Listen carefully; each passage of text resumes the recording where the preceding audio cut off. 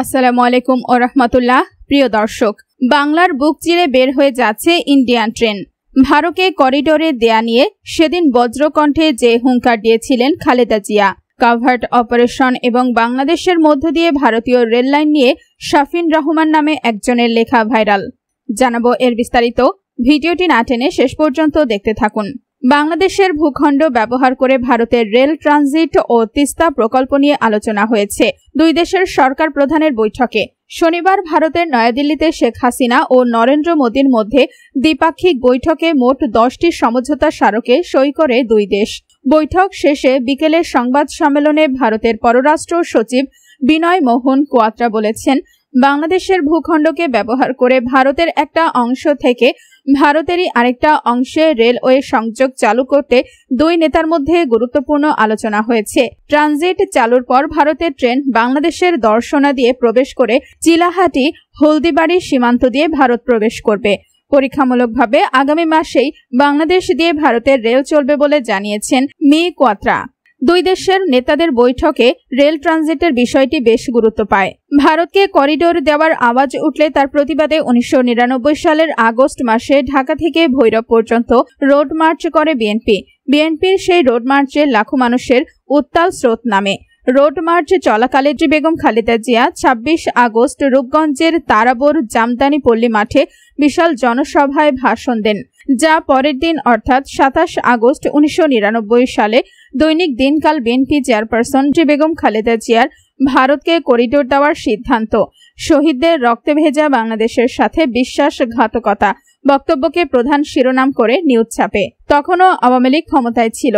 ভারতকে ট্রানজিট দেওয়ার আওয়াজ উঠেছিল তখন একটি জনসভায় তৎকালীন বিরোধী দলীয় নেত্রী বেগম খালেদা জিয়া বজ্রকণ্ঠে প্রতিবাদ জানিয়েছিলেন। তিনি ঘোষণা করেছিলেন, সার্বভৌমত্ব বিরোধী ট্রানজিট দিলে বুকের রক্ত দিয়ে হলেও প্রতিরোধ করা হবে। তার এই বজ্রকণ্ঠ আওয়াজে তখন থেমে গিয়েছিল ট্রানজিটের নামে করিডোরের আলোচনা। 2009 সালে ক্ষমতায় এসে একে একে ট্রানজিটের নামে করিডোর দেওয়া হলো। দেশের দুটি সমুদ্র বন্দর তুলে দেওয়া হলো ভারতের হাতে। এখন শোনা যাচ্ছে বাংলাদেশের উপর দিয়ে ভারতের এক অঞ্চল থেকে আরেক অঞ্চলে যাতায়াতের জন্য রেললাইন করা হবে। মোট কথা পুরো দেশটাই ভারতের নিয়ন্ত্রণে দেওয়া হচ্ছে। কিন্তু বাংলাদেশে আর সেই রাজনীতি নেই। দেশের সার্বভৌমত্ব নিয়ে কেউ রাজনীতি করলে দেশকে এভাবে ভারতের হাতে তুলে দেওয়া সম্ভব হতো না। বেগম খালেদা জিয়ার বজ্রকণ্ঠ থামিয়ে দেওয়া হয়েছে। ভারতীয় আধিপত্যবাদের বিরুদ্ধে জোরালো অবস্থান নেওয়ায় শহীদ করা হয়েছিল দেশপ্রেমিক জামাত নেতাদের। এদেশের চিহ্নিত ভারতীয় গোলামেরা জামাত নেতাদের এই বিচারিক হত্যাকাণ্ডে সরাসরি জড়িত ছিল। জনগণের সামনে আজ তা পরিষ্কার। দেশকে রক্ষা করতে পারলে এবং সার্বভৌমত্ব ফিরিয়ে আনতে পারলেই গণতন্ত্র আসবে। চুপ করে ভারতের আধিপত্য মেনে নিলে দেশের শত বছরেও গণতন্ত্র ফিরবে না। ফেসবুকে শাফিন রহমান নামে একজন লিখেছে, কাভার্ড অপারেশন এবং বাংলাদেশের মধ্য দিয়ে ভারতীয় রেললাইন সম্পর্কিত কিছু কথা। তুর্কি গোয়েন্দা সংস্থা MIT এর সাবেক চিফ হাকান ফিদানের থিসিস পেপার পড়ছিলাম। তুরস্কের বিল কেন্ট ইউনিভার্সিটির economy and social science department কর্তৃক অ্যাপ্রুভ হওয়া এই থিসিস পেপারে সার্টিফাই দিয়েছেন 3 জন অ্যাসিস্ট্যান্ট প্রফেসর ও একজন থিসিস সুপারভাইজার। প্রত্যেকেই হাকান ফিদানের এই থিসিসকে অ্যাপ্রিশিয়েট করেছেন। ফিদান খুব সম্ভবত থিসিসটি সাবমিট করেছিলেন 1999 সালে। গোয়েন্দা বিভাগ নিয়ে তার পড়াশোনা বেশ দীর্ঘ সময়ের। আমি তার থিসিস পেপারের সবচেয়ে এক্সপ্লিসিট টপিক ফরেন পলিসি নিয়ে পড়তে গিয়ে কিছু চমকপ্রদ তথ্য পেলাম। সেগুলোই আমি বাংলাদেশের প্রেক্ষাপটে মিলিয়ে দেখার চেষ্টা করেছি মাত্র। প্রথমত, কাভার্ড অ্যাকশন বলতে আমরা বুঝি সাধারণত অন্য দেশের ভেতরে স্লিপার এজেন্ট ঢুকিয়ে নিজ স্বার্থ সিদ্ধি করে নেওয়াকে। কিন্তু ডিপ্লোমেসির ভাষায় কিংবা একটু ফর্মালি কাভার্ড অ্যাকশনকে বলা হয় মূলত foreign policy implementation and intelligence, অর্থাৎ একটি দেশ তাদের ফরেন পলিসি যে কোনো মূল্যে অ্যাচিভ করাকেই বলে কাভার্ড অপারেশন অথবা অ্যাকশন। ফরেন পলিসি গোল অ্যাচিভ করতে একটি শক্তিশালী দেশ যেসব মেথড ইউজ করে থাকে তা হলো propaganda, military instrument, diplomatic instrument, deep penetration এবং কাভার্ড অপারেশন। হাকান ফিদান তার থিসিসে একটি গুরুত্বপূর্ণ কথা বলেছেন। অর্থনৈতিকভাবে শক্তিশালী দেশের চাইতে সামরিকভাবে শক্তিশালী দেশ খুব সহজেই অন্যদের ডমিনেট করতে পারে। উদাহরণ হিসেবে তিনি বলেছেন, জাপান বর্তমানে যথেষ্ট বড় অর্থনীতির দেশ, কিন্তু সেই তুলনায় তাদের মিলিটারি পাওয়ার কম। আবার সাবেক সোভিয়েত ইউনিয়নের ইকোনমিক পাওয়ার কম হলেও মিলিটারি পাওয়ার ছিল অনেক বেশি, যার কারণে তারা ছিল সুপার পাওয়ার। সুতরাং আপনার পাশে যখন সামরিকভাবে শক্তিশালী একটি দেশ অবস্থান করবে, তখন আপনার একমাত্র দায়িত্ব হবে নিজেরও শক্তিশালী সামরিক ও গোয়েন্দা বিভাগ গড়ে তোলার।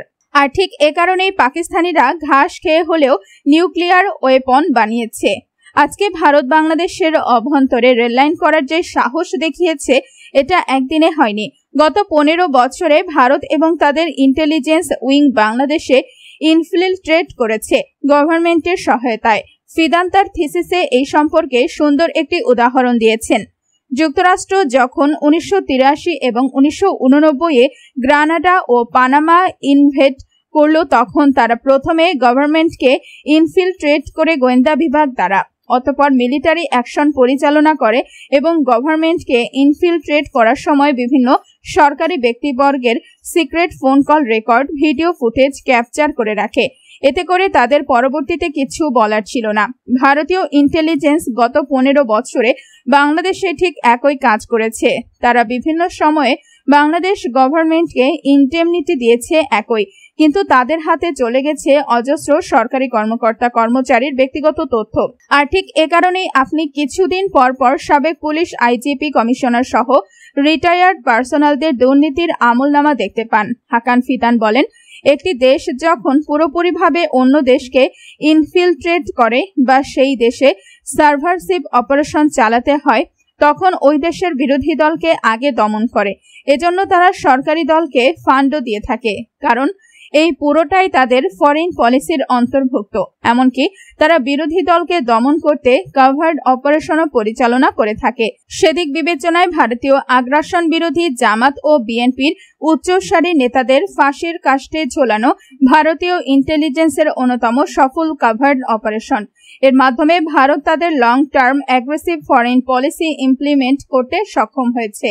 ফিদান তার থিসিসে আরও লিখেছেন, যখন দেখা যাবে একটি স্বাধীন রাষ্ট্র গভর্নমেন্ট টু গভর্নমেন্ট নেগোশিয়েট এর মাধ্যমে সার্বভৌমত্ব বিলিয়ে দিচ্ছে, তখন বুঝে নিতে হবে দেশটির হাই অফিসিয়াল থেকে শুরু করে মিলিটারি পার্সোনাল সবার মেরুদণ্ড ভেঙে গেছে। আগেরকার দিনে ক্রস বর্ডার ইনভেশন হতো, এক দেশ তার সমস্ত মিলিটারি পাওয়ার নিয়ে ঝাঁপিয়ে পড়ত অন্য দেশের ওপর, কিন্তু বর্তমান সময়ে cross border invasion world wide less acceptable. আর তাই এক দেশ আরেক দেশে তাদের অনুগত রাষ্ট্রপ্রধান বসিয়ে স্বার্থ হাসিল করে। একটা দেশ তখনই অ্যাগ্রেসিভ ফরেন পলিসি ইমপ্লিমেন্ট করে যখন অন্য দেশটির সরকার হয় ফ্যাসিস্ট, জনবিচ্ছিন্ন ও হতবিহ্বল।